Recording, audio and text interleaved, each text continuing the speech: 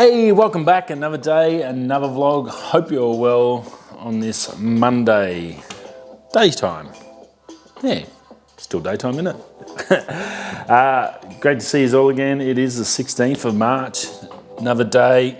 We're still all alive. I'm alive. There's no zombies at my garage door, which is good. That's always a good feeling. The nutcases are out in plenty everywhere. Holy crap. Prepping has become a new sport in Australia and looks like everywhere else in the world prepping. The zombie apocalypse is apparently coming and yeah, I can't get toilet paper. Thank God we've still got enough to last us another week. We haven't bought any for 2 weeks because you can't get any. And yeah, I guess hopefully by then the people's sense and manners come back.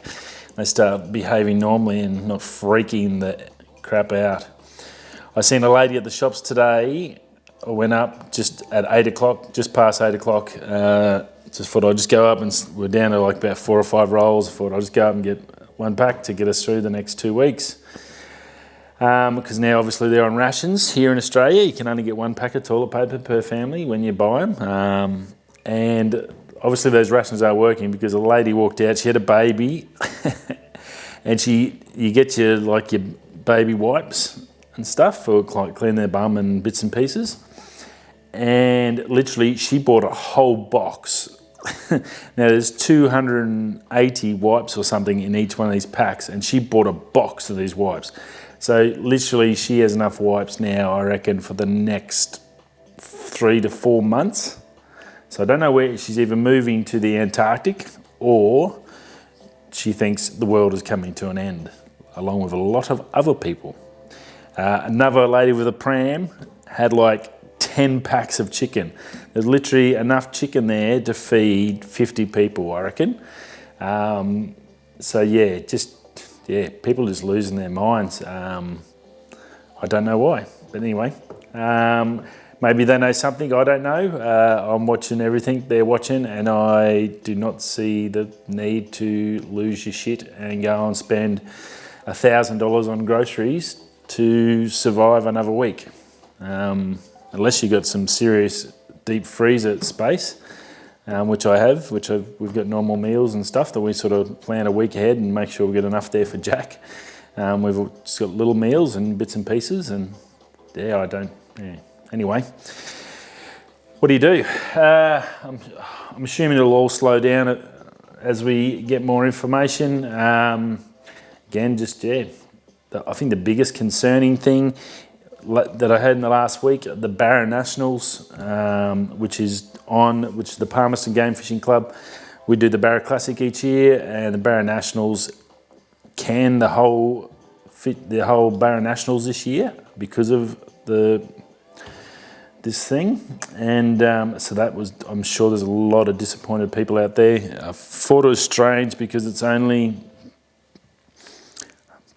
I guess, 150, 200 people, and you're all fishing on your own boats, you've got your own tents, yeah, you go up for dinner, but it's out in the middle of nowhere. It's very strange that they did cancel that, I thought. The Barra Classic is still going on at the moment, so we haven't heard anything bad about that, so that's still happening. So that's for us, so it's fingers crossed, otherwise I would have had to change. I've got a heap of flights I'd have to change, it's going to cost me money and a massive pain in the butt, so hopefully that doesn't happen.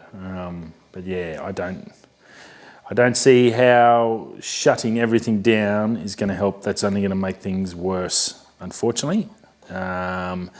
Unless everyone's prepared to lose an absolute crap ton of money and lose their jobs, it's going to get really bad. I mean, it's, yeah.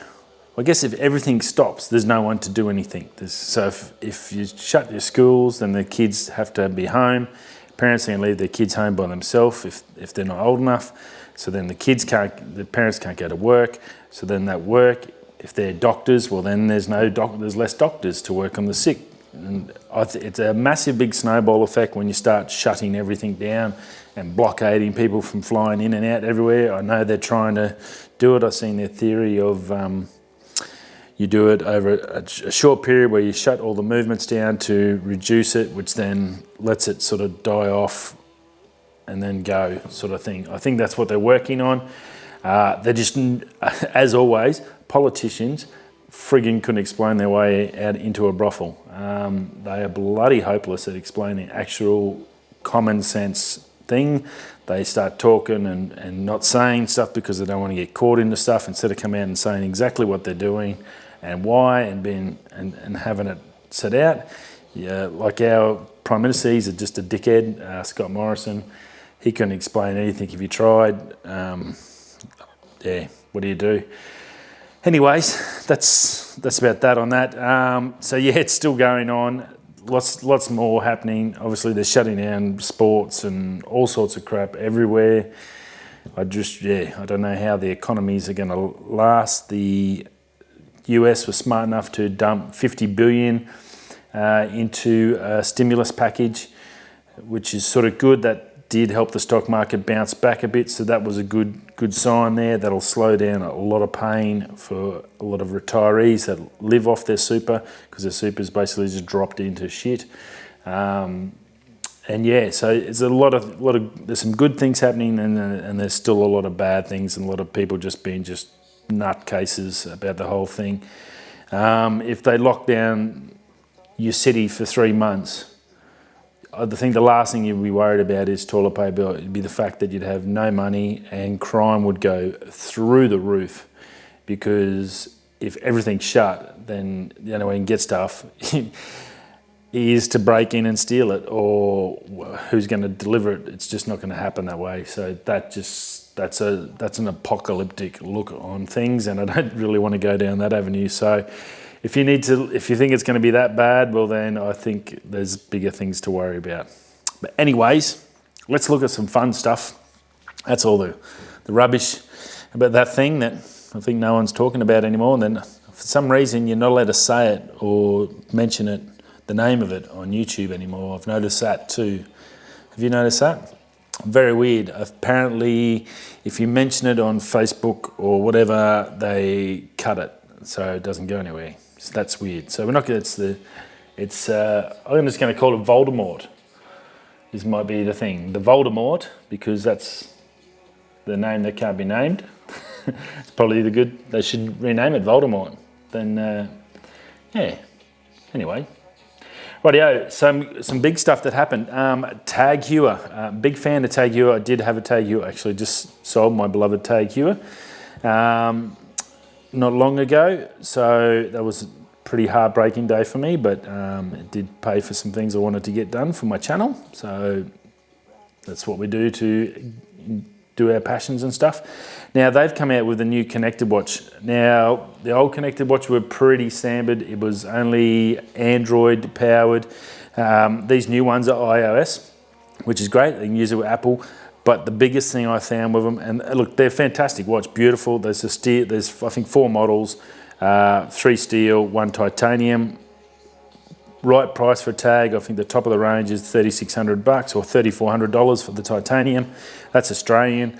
20-hour battery, so that's no dramas. 6 hours in sports mode. It has all the heart rate monitors and all that other stuff in there. You can obviously change all your faces to all the different Tag Heuer models and such to suit whatever you're wearing, so that's fantastic. My big thing is no music. This thing, my Apple Watch Series 1, I still have it. It's not waterproof, so I've got to take it on and off, and I should never have bought it, being not waterproof. It's a watch. All watches need to be waterproof. Ridiculous if they're not. Total waste of time taking a watch on and off. I live on my watch, and I can't not have a watch on. It drives me nuts. The only time I don't have a watch on is when I'm playing baseball, because you're not allowed to wear them. So it's the only time I don't have a watch on. And now with this, whenever I go near water, so it's a pain. But this still can play my music without my phone. I can store music in here, so I can go for a run. the phone. The days of carrying a poxy phone around when you're going for a run or a bike ride is just crazy and ridiculous, and well, at least 3 to 4 years old, and definitely should be out of the pack. For Tag Heuer to bring out an ultra premium watch, a digital watch with no storage of music, so you can't play your music or anything on there, I just don't understand it.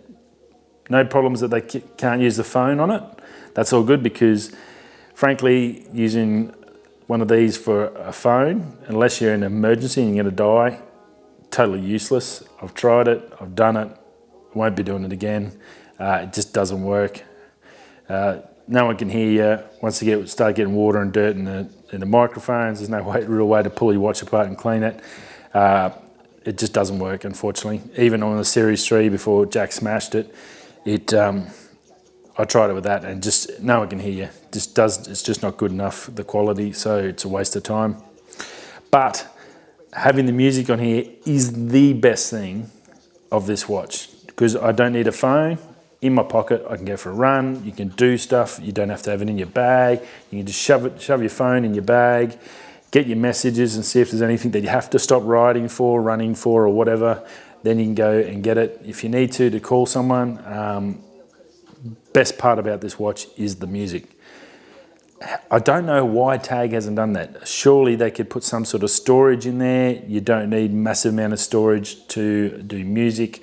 So it should be easily done. If a Series 1, which is like 4 or 5 years old, can store music and let me go to my Bluetooth headphones, I really don't know what's going on there. So very, very strange.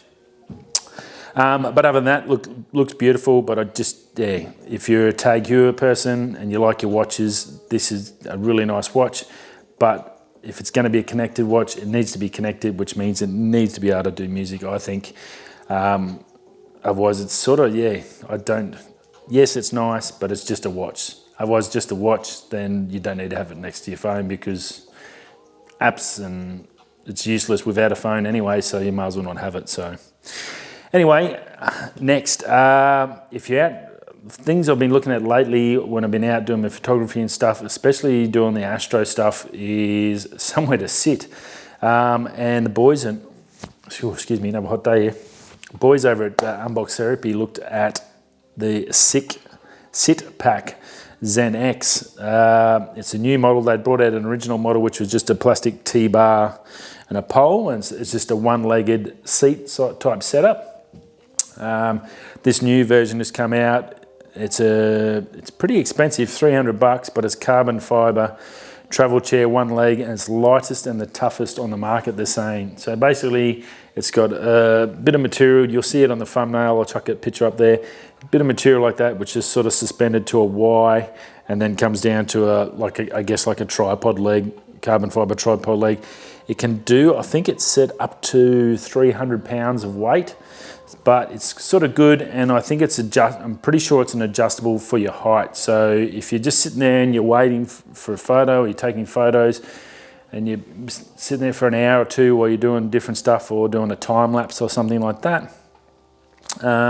Sometimes sit down on the cold, hard ground or rocky ground and stuff, and again, down with snakes and whatever we have here in Australia, which is probably not the best thing. You'll be sitting down on the ground. At least you're sort of up off the ground. You've got your shoes and your pants all tied up so they can't get in there. Probably a better option. And looking at a seat, and this is not a bad option. I did look at some other cheaper versions. There are some ones, but they're still like for a decent light portable one that can take a bit of weight, around the 150 to 200 mark as well. So this is probably a little bit in the premium bracket for that market, but super light, folds down to about yay big. You can easily put that inside your backpack. Definitely something to look at if you're out either camping or out bushwalking or stuff like that. You just want somewhere you can just sort of just take 5 minutes to chill out and just pop it out and have a rest, have a feed, then get back into it. The Powerbeats 4 leaks have come out, the new one for that. Not too much on the leaks, but the good thing with it, I did like about it, was they have now got a 15-hour battery that's gone up from 13, so that's a massive amount of battery life for headphones. They're the over-ear ones. They're obviously the expensive, probably the most expensive ones you can get. I just got a set of Monster ones the other day. They're the in-ear, but they fold in with the sort of strange sort of piece, looks like a boomerang piece that goes in your ear. $50 on eBay, and that's the top of the range Monster ones, and I'm super wrapped with those.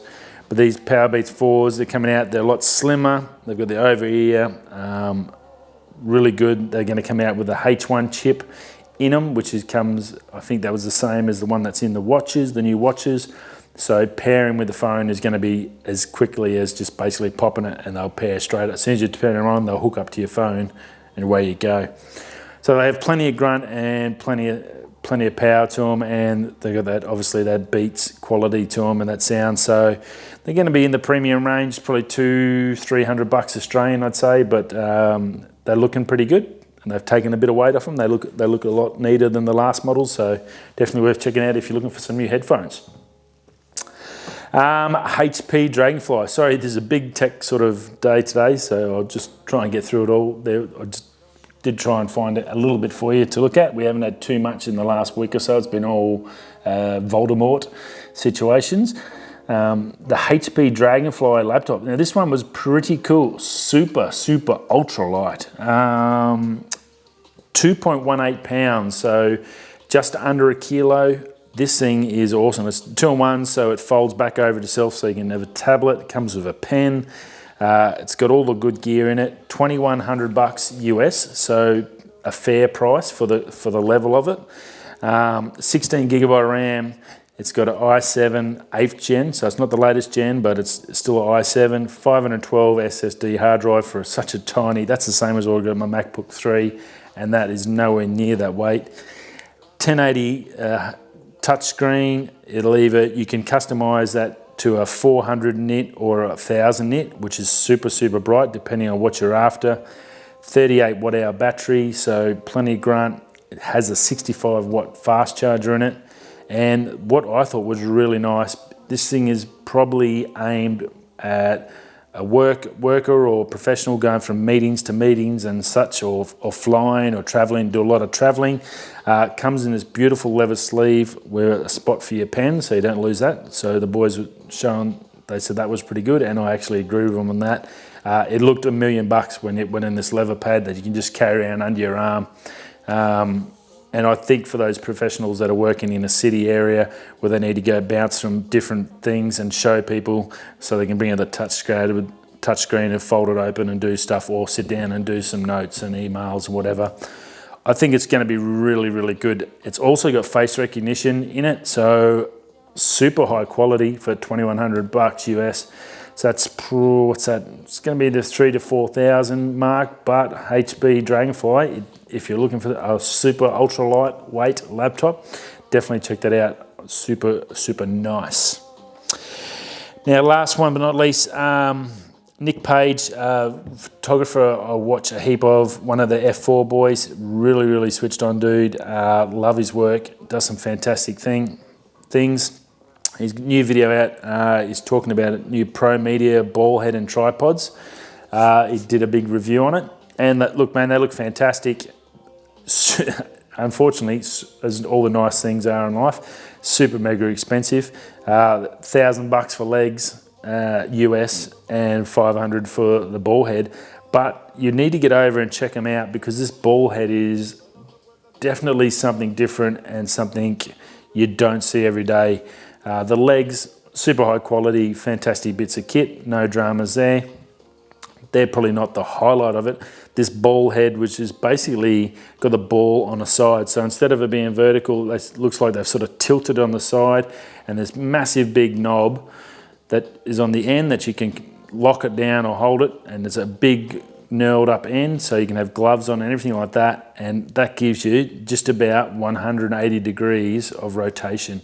So whereas if you're vertical in that ball, you can go. They normally have a slot on your ball head, and it can go down that one side. Well, this can go down, any side it wants, basically. So look, really smart. Great idea from Pro Media. 500 US. I'm gonna be honest. If I could find one second hand, it'd be tip top. around the 200 mark. That'd be probably more ideal. Teespring, don't forget those cups. Shirt stickers. Hopefully shirts should be here this week. It finally got printed. We'll see it soon. Then I have to wear it. I have to keep it washed every day too. So yeah, check that out. Pro Media, some really, really nice gear. There's just so many options out there looking for a tripod. I've been looking for months, trying to work out which is the best one to buy. My newer one, which is fantastic, and less than $100. No dramas. It's just super, super heavy. And on the walk I did yesterday, which I went out to Mundy Park, Regional Park, just outside of Perth. Going to be a great video. I've got some really nice shots. I had it in the backpack and it's just super, super heavy. And the only thing, other drama I have with it now that I've used it for a couple of months is when I go low and want to spread those legs out, the shaft obviously sticks down. The only way I can do it is come out and go horizontal. So I've got to find some ways around that. I need 2 tripods. So I've got this one, which I think is nice and heavy duty and solid, great for doing the video. But then I need maybe one I can faff around with and quickly juggle and change that I can do the camera shots on. So yeah, I'm looking at one, and stuff like this is really good to sort of get an idea of, and that's the best thing about YouTube. When the guys do all their reviews, it may look sort of blatantly like they're doing things for that, but I look at it, well, they're doing the hard stuff for you. They're talking about all the things that are good and bad, the things you can take it, you can actually physically see what they're talking about, which is fantastic. You can see them use it, how they use it, so it gives you ideas on how you can use your gear as well, and also if that's going to suit what you need. So definitely this ball head looks fantastic and a brilliant idea. I'm sure there might be some copycats coming out of China. I'm surprised they haven't come out. I did a quick search on AliExpress and stuff like that. I didn't see too much like it. But yeah, definitely a good idea and another way of looking at how you mount your camera to your tripod. And that's about it. Another day. We started another week, Monday week. Hopefully by the end of this week, the Voldemort situation might calm down. Yeah, it's actually just not scary. It's just pain in the butt. I've got to admit, it's a pain in the butt because especially when you've got a young fella and you just want to go and get stuff and you're just buying the stuff for each week that you know you need, not scared about being stuck in a place for 14 days. If you can't live 14 days on what you got in your house, well then we got real issues in this place. But hopefully by next week it all clears up. But we've started the week. Everyone's working. We're still all here. Thanks for stopping by. I do appreciate you popping in every day, and I'll see you all tomorrow, Tuesday. Cool bananas. Radio guys, have a great day. Whether you're going that way, or you see Voldemort going that way, I'll see you all soon. Peace.